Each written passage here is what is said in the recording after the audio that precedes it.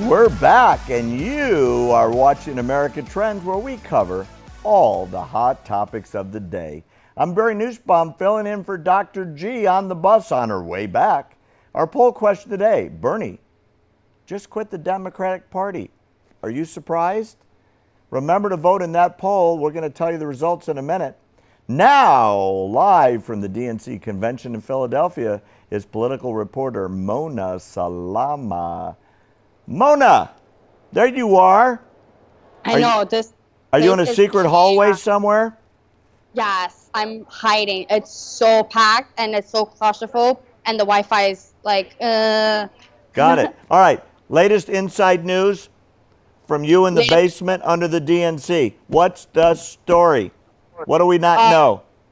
Right now, the Bernie Sanders supporters, the diehards, they're supposed to be protesting, having silent protesting, having their backs turned. But when I was inside, I just saw maybe like 2 or 3 of them. If you look at the TV, a lot of them are wearing glow-in-the-dark shirts. It's yellow. They're trying to chant, but they're being shut out. So they are, Hillary campaign came in full swing, prepared, knowing that they don't want this to be a disaster. They want this to be all about Hillary and no hiccups like the past 3 days have been. So are they being forcibly shut up, or is it more that the Bernie or bust group is just running out of gas? Both, because there's not a lot of Bernie or bust delegates inside here, and at the same time they're being shut up because a lot of them, when one person screams WikiLink or TPP, no TPP, you will hear like 2 or 3 Hillary people like shut up, let her talk. So they came full force. So, Mona, going forward, are these people angry enough and disaffected enough to stay out of the process and not come on to the Hillary Clinton campaign with full support? Are they going to stay with Bernie until the end of time?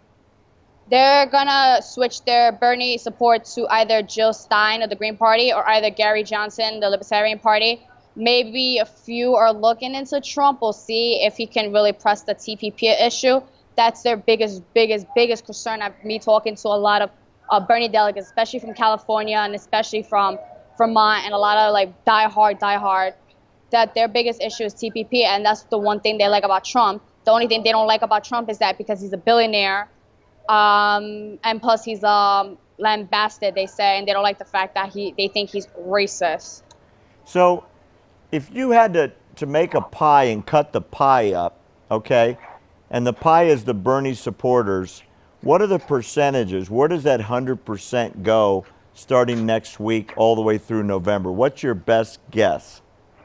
I would say 60% of them will go to Hillary because Bernie did go behind Hillary so far. So the ones that love that Bernie Sanders transformed the Democratic Party, they're going to listen to what he says. Then you got the 40% that's going to be divided into 3 ways. Either Trump, which I think he's going to probably get the majority of the 40%. And then you're going to see a split between Gary Johnson and Jill Stein. But Jill Stein is going to be the one that gets the most. Well, if you're right, Mona, and enough people cross over away from Hillary, that could swing the election, because there's a very sizable percentage of the current delegate makeup. What is it, 40%? Those are Bernie people. She needs those people to get elected, Mona, don't you think? Yeah, and 22% of them already said they are going to support Trump. She's already losing. The only thing she has right now is the establishment Democrats. She has a few Republicans. But without the Bernie supporters, she's nowhere. Because Trump, all he needs is to win the swing states of Ohio, Florida, Pennsylvania, and take the rest away, and he wins the election. I agree with you. So last night the president spoke. He gave one of his great speeches. He's a terrific teleprompter reader. How do you think that speech resonated inside the hall, and what does America think? Well, the speech is Obama is going to support the Democratic Party no matter what. It's typical Obama, like, I'm not going to give him credit. He is a great speaker. That's what motivated the youth of my generation of like the late 20s, early 30s, before they realized like, this guy was not about hope and change. It was all about broken promises and change of pocket change. So he is a great speaker, but it's just like they all came out of the closet all of a sudden. They all love Hillary, but don't the Obamas and Clintons hate each other? Supposedly like, behind the scenes, yes. yeah. So it's like I don't know who's fake more, the Republicans, the establishment Republicans, or the Democrats. Because now everybody was like a love fest for Hillary yesterday. But where were they the past 7 years when she needed their help? They didn't really defend her. They just threw her under the bus most of the time. You know what?